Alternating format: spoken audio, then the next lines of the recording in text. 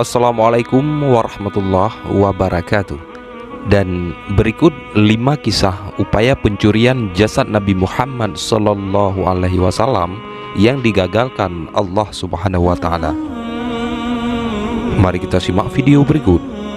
Namun sebelum lanjut, jangan lupa sukai video ini, komen, dan berlangganan, serta bagikan agar bermanfaat bagi semua. Terima kasih.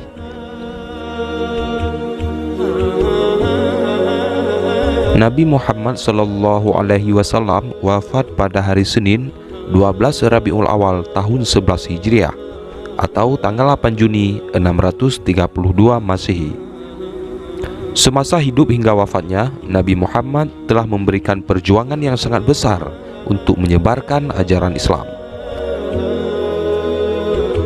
Makam Nabi mendapat perhatian dan penjagaan yang ketat dari aparat keamanan kerajaan Arab Saudi.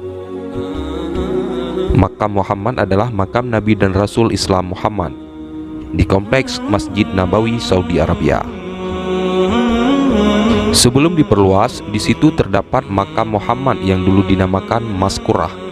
Setelah masjid diperluas, makam Muhammad masuk di dalam bangunan masjid dengan kubah berwarna hijau. Dilansir dari berbagai sumber, berikut nama dan kisah upaya pencurian jasad Nabi Muhammad. Yang pertama, Raja Daulah Fatimiyah, yaitu seorang Raja Daulah Fatimiyah yang bernama Al-Hakim bi Amrillah. Dia memerintahkan para penjahat agar mencuri jasad Nabi Muhammad Sallallahu Alaihi Wasallam. Raja beragama Islam yang menyimpang dari ajaran-ajaran Allah tersebut mendapatkan usul agar mencuri jasad Nabi Muhammad Sallallahu Alaihi Wasallam dari salah seorang zindik.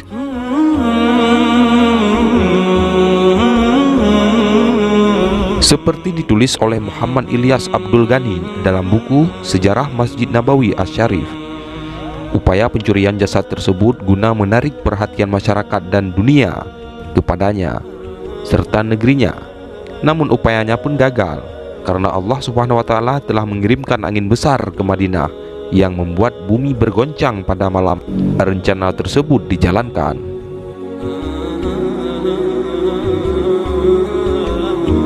Yang kedua adalah Raja Al-Hakim. Pasukan Raja Al-Hakim II berusaha membuat terowongan dengan menggali tanah menuju ke makam Nabi Muhammad SAW untuk mencuri jasadnya. Akan tetapi keajaiban lagi-lagi terjadi.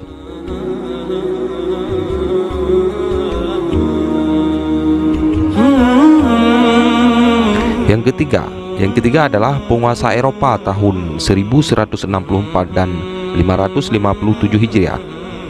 Dituliskan oleh sejarawan Ali Hafiz dalam kitab Fusul min Tarikhi Al-Madinah Al-Munawwarah. Ketika itu, masa perang salib membuat keadaan umat Islam melemah dan para penguasa Eropa sepakat untuk mencuri jasad Nabi Muhammad SAW. Sebanyak 2 orang utusan penguasa Eropa menyamar ketika musim haji untuk mencuri jasad sang Nabi. Sama seperti prajurit Al-Hakim, mereka juga menggali lubang dari dalam kamar yang disewa menuju makam Rasulullah. Aksi itu pun kembali digagalkan. Pertolongan Allah Subhanahu wa Ta'ala hadir melalui seorang hambanya yang soleh, yakni Sultan penguasa Mesir dan Syurian yang bernama Sultan Nuruddin Mahmud bin Zanki.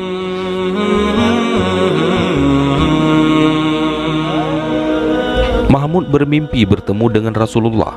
Dalam mimpi tersebut, ia juga ditunjukkan 2 wajah orang Eropa tersebut. Lalu Rasulullah berkata, "Wahai Mahmud, tolonglah aku dari 2 orang ini." Singkat cerita, mimpi yang sama datang ketiga kalinya. Karena merasa ada yang janggal, keesokan paginya ia bercerita kepada para menterinya perihal mimpi tersebut. Merasa ada yang tidak beres di Madinah, akhirnya sang sultan pun menuju ke Madinah dan membawa 1000 pasukan serta harta yang dimilikinya.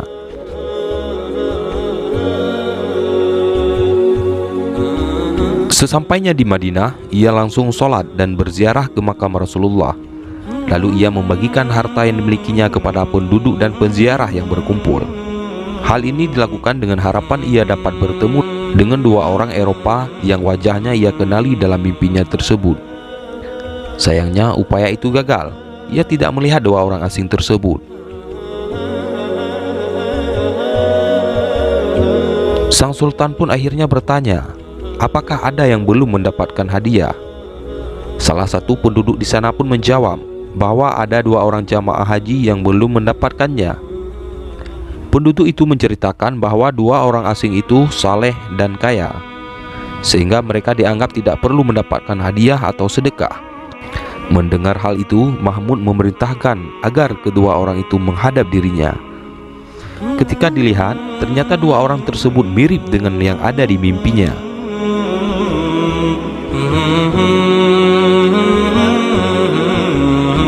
Keduanya pun diinterogasi. Awalnya mereka mengaku sebagai peziarah muslim, namun jawabannya terdengar tidak yakin dan berbelit-belit. Seiring waktu, akhirnya mereka pun mengaku sebagai tentara salib yang sedang melaksanakan tugas suci untuk mencuri jasad Rasulullah. Keduanya kemudian dihukum mati.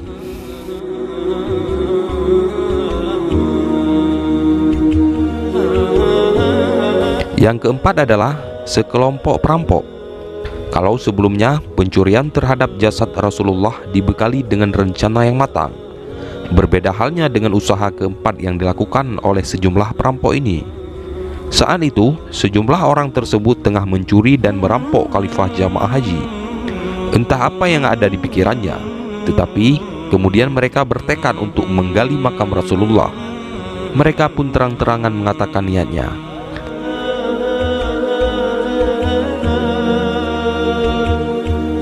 Ketika para perampok menuju ke Madinah dengan menggunakan kapal laut, disitulah usahanya menjadi gagal.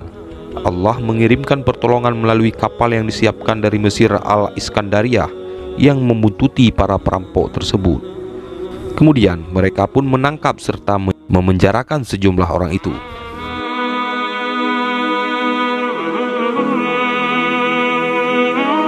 Yang terakhir adalah ada 40 orang yang menggali makam Abu Bakar dan Umar bin Khattab.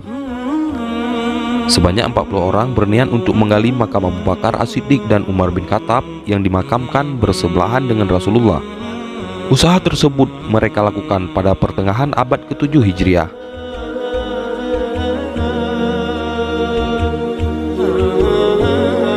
Puluhan orang tersebut berencana untuk menggali tanah di tengah malam, tetapi niat buruk itu pun kembali digagalkan Allah Subhanahu wa Ta'ala melalui bumi yang terbelah menjadi 2. Alhasil 40 orang itu terkubur di dalam bumi.